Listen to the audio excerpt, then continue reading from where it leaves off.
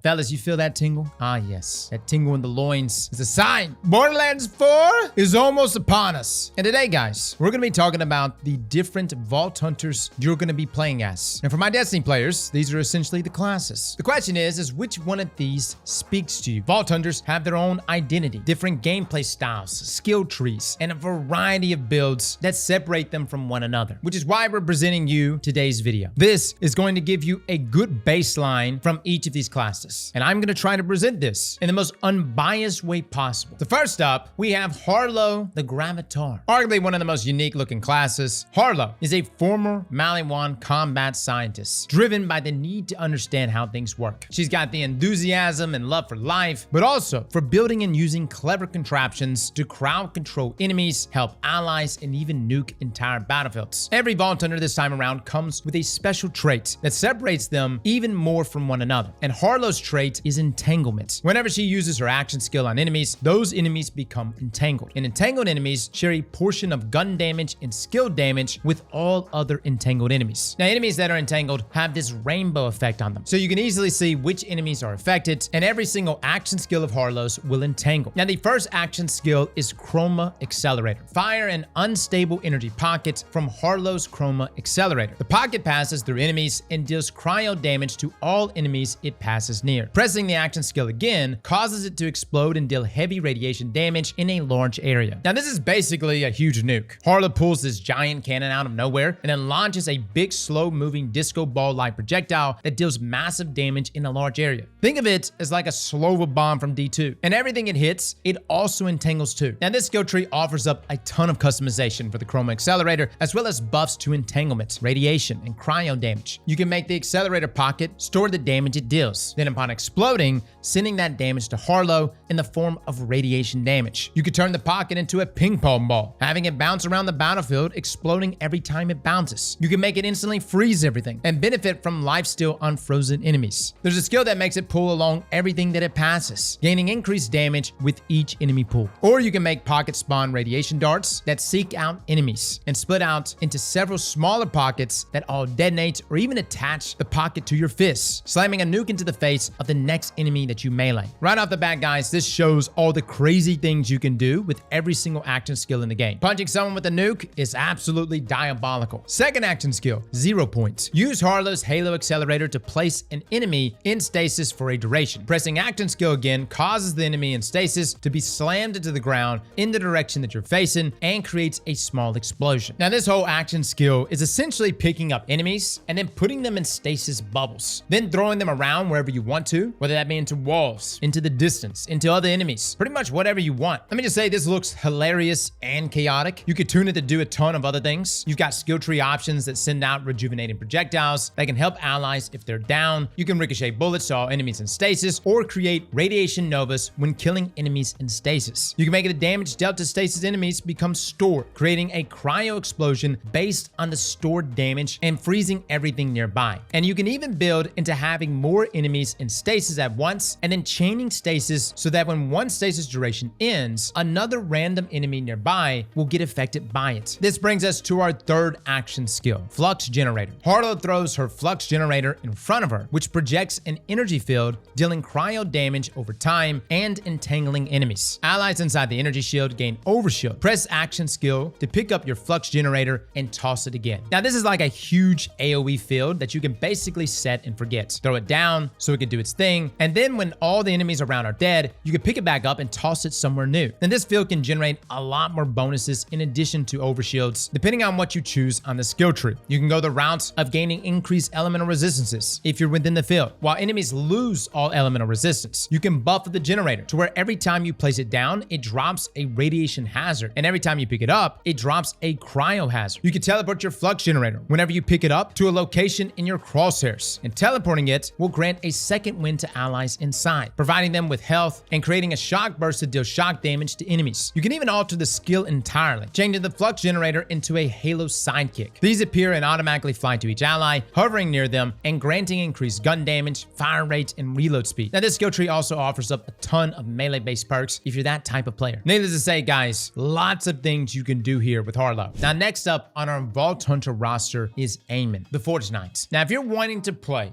a melee weapons-based base class. Perhaps you want to be a tank, or you happen to be a Time main in Destiny 2. Let me just say, Amon might be your guy. Amon was raised in a vault monster worshipping cult until the vault was opened and the creature turned on everyone he loved, slaughtering them with only him barely escaping the attack. So now he dedicates his life to killing as many vault beasts as he can, as well as writing poetry and sharing stories of his travels to anyone willing to listen. Essentially, Time thinks. Amon's Vault Hunter trait is Forge skill, which basically gives him an extra unique ability depending on the action skill you have equipped. Now this gets a bit crazy because a lot of Amon's gameplay is action skill spam. He can do a lot of unique things, and he gets his action skills back very quickly. And because his Vault Hunter trait is directly tied to his action skills, we'll be talking about them in tandem. So our first action skill is Onslaughter. Amon overloads his Forge Fist, gaining constant shield regeneration, bonus incendiary damage with guns, and increased movement speed. Press action skill or melee to rocket punch, dashing to target enemies, dealing incendiary and melee attack damage in a short range cone, and causing stagger. Bosses cannot be staggered, and badasses have a chance to be staggered. Now when Onslaughter is equipped, you gain the Forge skill Molten Slam. Press and hold action skill to slam a molten forge hammer into the ground, dealing incendiary melee damage to enemies in a large area. So essentially here you got a fiery rocket punch, a giant flaming hammer, bonus incendiary damage, and movement speed. And if you want fire, this is the tree to focus on. But how can we buff all of this up even more? Well, you can surround yourself with a firestorm when Onslaughter is activated, increasing its damage when you kill enemies from inside it. You could straight up become immune to all damage for a duration with the skill tree, which is about as tanky as you can get. You can prime enemies and explode them when they die with another skill augment. Molten Roll will store your Molten Slam's damage, increasing its radius, and erupts pyres under up to 3 enemies, dealing increased damage based on the initial damage stored. You can also imbue your fists with an extra cryo-based attack that happens after the initial fire move, if you're looking to play into that hot and cold fantasy. You can also throw lightning into the mix with Fulminating Fist, which launches a lightning wave through enemies, or Stormcutter, which transforms your flame hammer into a lightning sword that launches waves of lightning as you swing it. I'm gonna be honest, guys, I know I came into this saying I'm not gonna be biased, but this is it, man. This is the one I'm choosing, and this is just the first action skill. Next, we have Scourge. Amon equips a Forge Shield that absorbs all frontal damage as Vengeance. Whenever the Vengeance meter is filled, Forge Shield provides damage reduction instead. Press action skill to launch a Forge Wave, dealing cryo ordnance damage to enemies it passes through, consuming Vengeance to increase damage dealt. Now when Scourge is equipped, you'll gain the Forge skill Firewall. Press and hold action skill to deploy a firewall that absorbs enemy projectiles and grants friendly projectiles that pass through it increased damage and projectile speed. Absorb damage is converted into Vengeance if Scourge is active. Enemies near Firewall take incendiary status effect damage over time. Now with this, you've got a shield that absorbs damage and provides damage reduction, a way to send back the damage in the form of a cryo forge wave, and a massive wall of fire to block damage and buff up your own. Now incorporating points into these skills can allow you to taunt enemies and emit a cryo pulse that deals damage over time while Scourge is active. Or maybe you want to make your own cryo forge waves explode with increased explosion radius if it passes through your firewall. Or hell, you can even become Captain America with the skill Molten Rebuke, which replaces your forge wave entirely. And now you can just throw your shield and then watch it ricochet off enemies, dealing incendiary ordnance damage and gaining more ricochets based on the Vengeance consumed. There's so much more too, guys, like changing your firewall into Glacial Rapture, giving you cryo whips and a fissure attack to create cryo hazards. You can create ice shards that explode. You could change your forge wave into a lightning lance and even summon lightning bolts to strike down your enemies. I'm really trying not to talk this guy up because I'm scared everyone's gonna be rocking Amon, but this takes us to our third action skill, Crucible. Amon readies forge axes that can be thrown and picked up off the ground to refund cooldown. You could throw a flame axe, dealing incendiary melee damage, or a frost axe, dealing cryo melee damage. Has 3 charges, and enemies damaged by forge axes are primed for a duration and will detonate when they die or are damaged by a forge skill, dealing damage to nearby enemies. Now when Crucible is equipped, you gain the forge skill Double Edge. Press and hold action skill to throw a twinned forge axe, dealing cryo melee damage to enemies it passes through, and returning to Amon, dealing incendiary melee damage on the way back. So essentially you're Kratos, except it's not just an ice axe, it's a flame axe and a frost axe, all of which can detonate, and a twin axe that is both fire and ice. Well, these get even more insane, like literally turning your axes into drones that fly around and attack enemies on their own. Now if you want to go the route of Thor, you can. You could turn your axes into frost and shock hammers, and boom, there you go. go. You can even turn the double-edged twin axe into a snowball that ricochets between enemies, dealing cryo damage. Or you could turn your axes into swords and consume all 3 charges at once to launch a barrage of swords of lightning or fire. You still want drones, but you want them to be swords or shock instead? You can do that too. Amon is the god of melee weapons. For our third Vault Hunter, we have Rafa, the Exo Soldier. Born and raised in microgravity, Rafa couldn't handle his own bone density, making it impossible for him to survive elsewhere. Desperate to explore, he signed up to Tidior's military force, and in exchange for a tour of duty, his body was altered for a new kind of exosuit. But when it became clear that Tidior never intended to end his service, Rafa went AWOL. Now he's on the run and plans to enjoy whatever time he has left before his Tidior dead frame ends him for good. Rafa is definitely the soldier type class, armed with multiple types of ranged weaponry, up close and personal melees, and tons of movement speed. Rafa's trait is Overdrive, where whenever he activates an action skill, he enters Overdrive. Overdrive makes Rafa gain increased movement speed and deal increased damage with all sources. However, Overdrive's duration does not increase when an action skill is active. Now, the first action skill here is Apophis Lance. Equip Rafa's Apophis Lance, an offhand arm cannon that decreases Rafa's gun handling, but allows him to fire piercing shock ordnance blasts. Any unused charges when Apophis Lance ends are then converted into action skill cooldown. Press action skill to fire a piercing shock ordnance blast at enemies and consume a charge. Or hold action skill to charge up Rafa's Apophis Lance for increased damage, projectile size, and projectile speed at the cost of unused charges. Now, when it comes to action skills that we talked about so far, this is definitely the simplest. It's actually the one character that I played with the most. It's an arm cannon that shoots piercing shock blasts. Now, you're able to alter the lance so that it has additional charges, it gains increased radius and speed, and can even fire a copy of your grenade. Or you can alter the lance entirely. You can turn it into a corrosive detonating blob that creates radiation hazards and splits multiple times. Or you can make it a close range taser that increases in damage the longer you hold the attack. Or a straight up incendiary laser beam that chains between enemies. Now, this skill tree also gives Rafa some other gadgets too, like remote detonators that attaches to enemies whenever they take damage, or drone gliders that hover near Rafa, absorbing some of the damage that he takes. Now, the second action skill is Peacebreaker Cannons. Rafa equips shoulder-mounted Peacebreaker Cannons, which fires at enemies in front of him for a duration, dealing kinetic gun damage. Now, Rafa can end Peacebreaker Cannons early, partially refunding action skill cooldown. So once again here, very simple, pretty much a set it and forget it kind of skill. It just shoots things that you're shooting at. But ask yourself, have you ever wanted your weapons to regenerate ammunition directly to your mag while you were shooting? You see, the Bullet Buddy Deluxe skill will make Peacebreaker Cannon do just that. It'll even generate ammo for allies too, and give you turrets exploding bullets when your mag is full. You can alter your cannons to shoot firebombs, homing missiles, shock and corrosive beams, become shotguns, rocket launchers, and more. The Insta Fort Battle System skill turns the turrets into a detached flying companion that attacks enemies and occasionally fires copies of Rafa's equipped grenade. Even though the base action skill on its own sounds simple, there really is tons of cool stuff you can do with it to completely change its design and impact. Now, this brings us to our third action skill,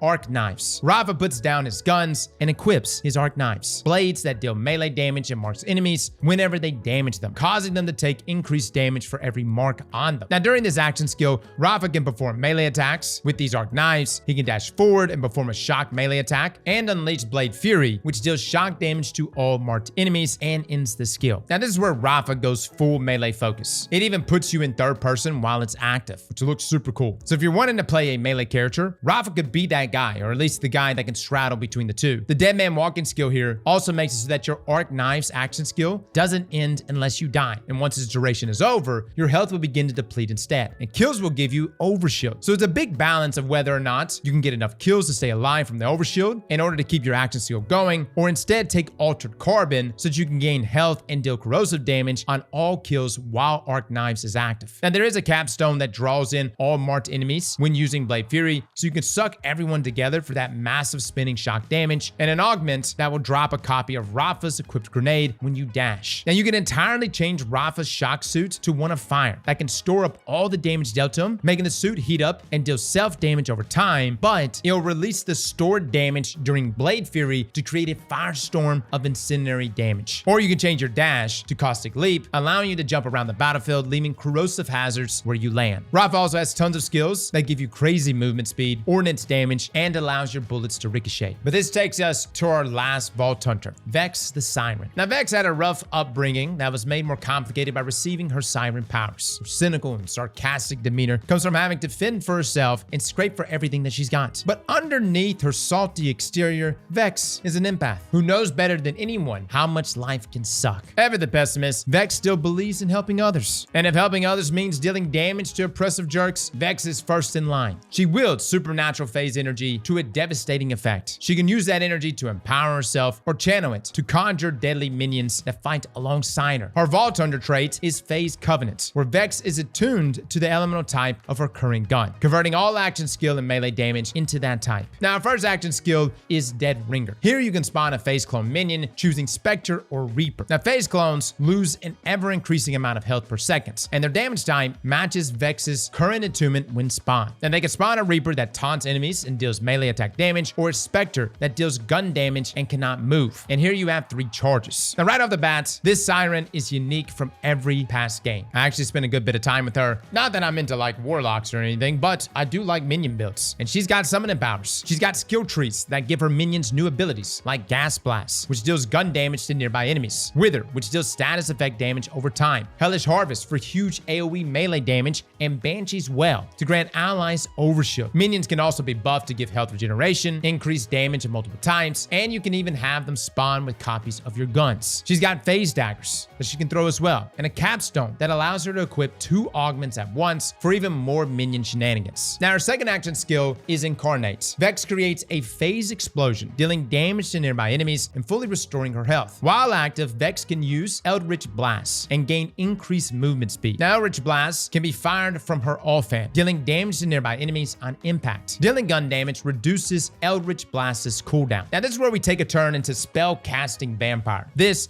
is your action skill. Vex summons her wings, summoning outward with huge damage, and can now shoot attuned magic Eldritch Blast at enemies, and has tons of life-stealing options in the process. Now, if you don't love this, you could change this to a Geist Wave that will launch forward, dealing ordnance damage to enemies that it passes through. Pair up Energy Vampire and Iron Maiden to always deal status effect damage in an area around you and gain overshield over time, and even buff your action skill damage based on those shields. Now, you can alter your Eldritch Blast so that it homes in on enemies and explodes enemies in the air, ricochets, or even change into piercing waves that sacrifice health on use and removes its cooldown, allowing you to fire it left and right, dealing more damage the more health you have. Vex also has some unique passives like Strike Me Down, where whenever Vex enters Fight for Your Life, she immediately gets second wind and becomes invisible for a duration and causes a phase explosion. So essentially, she's got self-res. But this takes us to our third action skill, Phase Familiar. Vex is joined by her minion, Trouble, and when killed, Trouble will respawn after a cooldown. You can press this action skill to teleport Trouble, dealing damage in an area. Trouble then transforms into a badass, fully restoring health and gaining increased damage for a duration. Activating Phase Familiar will respawn Trouble if he's currently dead. This is where we loop back to summoning, but instead of Reapers and Specters, it's your pet cat Trouble, who can also turn into a badass and wreak havoc everywhere. This skill tree gives you lots of commands for your pet cats, like causing him to explode at the press of a button, restoring health to Vex and dealing big damage. You can give him Blink Strike ability, which is a guaranteed crit on enemies below 50% health. Trouble can taunt enemies, gain an aura that deals damage over time. You can give him his own overshield, and even command him to summon phase daggers that fires at enemies. You can take the Double Trouble skill to give Trouble the chance to create an illusion of himself when attacking, and each illusion becomes a badass while Phase Familiar is active. Or you can use Beast Mode to literally make Trouble enter Beast Mode, where he becomes immune to damage and gains attack speed and movement speed. There's so many more options here to really refine your pet build if that's what you want to do, but keep in mind, guys, you can always mix and match skill trees too. Just because Vex's Trouble action skill is tied to a red tree doesn't mean you have to only take skills in that tree. You can mix and match as much as you want as long as you've got the skill points. But hopefully this breakdown gives you a taste of what you can expect from each Vault Hunter heading into Borderlands 4. The build possibilities are actually insane, and you have to remember that everything can be affected by gear. Legendaries are sure to add even more shakeups to certain skills for each character as well. Then you've got specializations in the end game, and even just guns in general. Builds are going to be nutty. Guys, let me know in the comments below which one of these Vault Hunters you're going to be choosing day one. Fellas and ladies, thank you all for coming and watching, and as always, slap that like button like your mama told you right.